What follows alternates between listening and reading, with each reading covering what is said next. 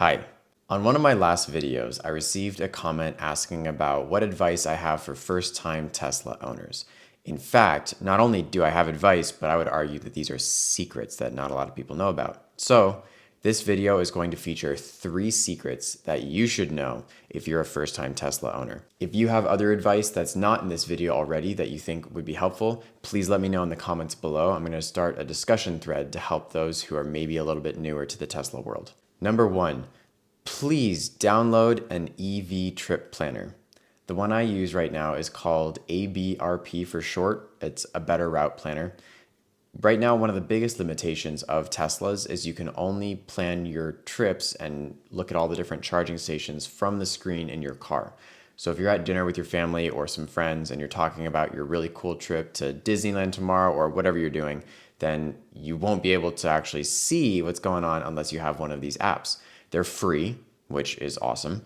You can download it on your phone or you can use it from desktop. And the difference between this and what Tesla already offers is the one I use shows other third-party charging stops as well. So if there's an area where there isn't a lot of Tesla charging, you'll see which other options are available, which is also helpful if you're looking at something like Disneyland or maybe another not as popular destination. You can see which hotels will have charging in their parking lots, which I have used many times.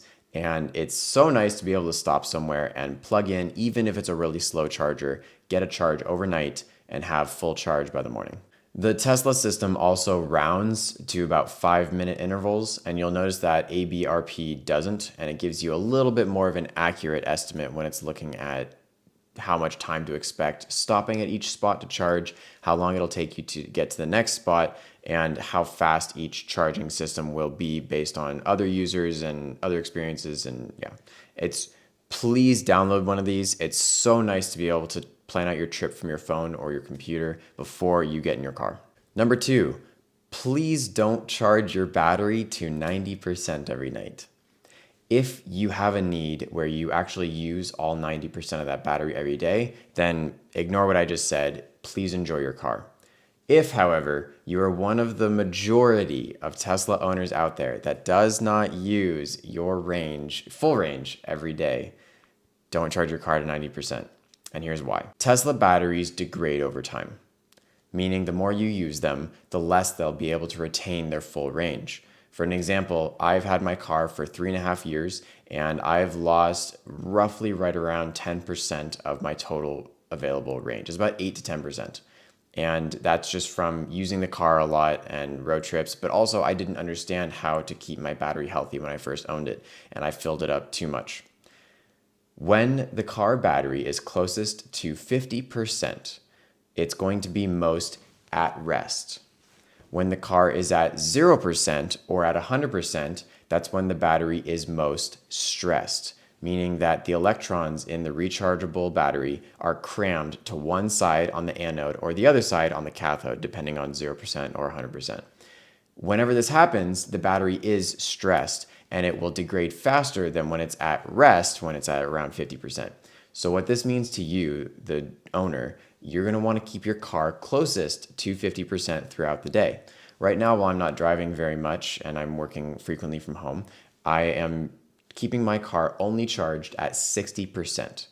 Most of the trips that I do throughout my week are going to be only 10 to 20% of range needed. So I'm going to use 60% down to 40% throughout the day and then come back up to 60% and plug it in when I get home. If you need more, you can go onto your phone app and you can adjust how much charge you want while it's plugged in before you go for your day. And so if I know that I'm going to be doing more driving or if I'm going to be doing some errands that day, I'll boost it from 60% maybe up to 80% just so I have a little bit of extra range just in case.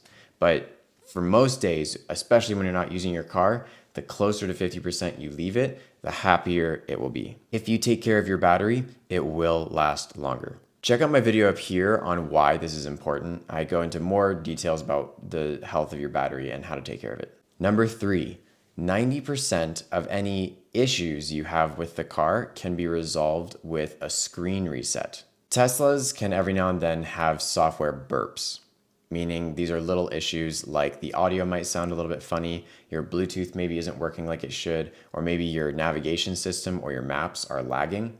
What you can do to fix this is hold in both thumb wheels and hold them for about 5 seconds or until you see the screen go black. Once it goes black, then the computer is doing a soft reset. Please don't do this while you're driving. Even though it will work, your screen will go black and you won't be able to see anything for a bit while the computer is resetting. It'll take 1 to 2 minutes to reboot, and when it comes back up, it'll have refreshed everything, and almost any issue you come across will fix itself through this. If it ends up being something more serious that the soft reset doesn't fix, then you can go into your Tesla app, go to the service button, and then ask for help. And the service team receives those requests through the app, and you'll actually notice that they'll respond to you through that app and sometimes even be able to remotely diagnose whatever's wrong with your car without you needing to bring it in. So if you have any issues, these are the first 2 quickest and easiest ways to resolve them. Which one of these 3 tips were most helpful for you? Let me know in the comments below and challenge me to see how long it takes for me to respond, because I do love responding to comments. And stay tuned for my course I'm working on. And I have an exciting announcement. I'm now working on a course. It's been largely requested that I put something together that talks all about everything you need to know getting a new Tesla or a used Tesla, from ownership to your account to how to take care of it properly. So stay tuned for that. And check out my video up here on the top 3 things that you should know before your delivery, things that Tesla doesn't necessarily tell you. So if you have a Tesla coming up soon in delivery, please shoot me an email. I'll put my email in the description below if you'd like a free delivery checklist. Thank you sincerely for watching.